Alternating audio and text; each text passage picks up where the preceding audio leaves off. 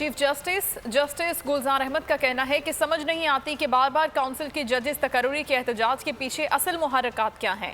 जजेस तकर्रुरी के मामले पर हमेशा बार काउंसिल की राय ली गई, अब भी दरवाजे खुले हैं। फुल कोर्ट रेफरेंस से खिताब में चीफ जस्टिस ने कहा कि गुज़श्ता अदालती साल हर लिहाज से मुश्किल साल था।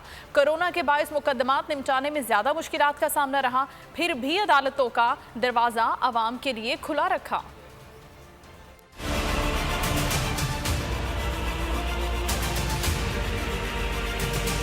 चीफ जस्टिस गुलजार अहमद का कहना है कि जजेस तकर्रुरी के मामले पर हमेशा बार कौंसिल की राय ली गई, अब भी दरवाजे खुले हैं। बार कौंसिल और वकील जजेस तकर्रुरी के मामले पर आकर मुझसे बातचीत करें।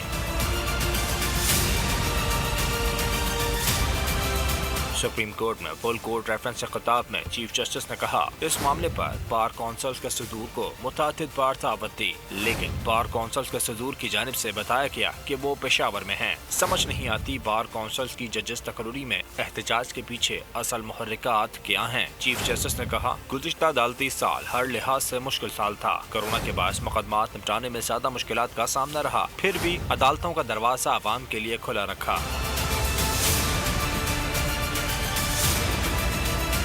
चीफ जस्टिस ने कहा, मुकदमात में इजाफे की वजह वकला का कोरोना की वजह से अदालतों में पेश न होना भी है। गुज़िश्ता अदालती साल के आगाज पर 45,644 जेर इल्तिवा मुकदमात थे। गुज़िश्ता साल में 20,910 नए मुकदमात दर्ज हुए, 12,968 निपटाए गए। अदालत उस्मा में फुल कोर्ट रेफरेंस का आगाज नए अदालती साल के आगाज पर किया गया। जस्टिस कासी फायसी साहब बैरून मुल्क होने के बाद रेफरेंस में शरीक नहीं हुए।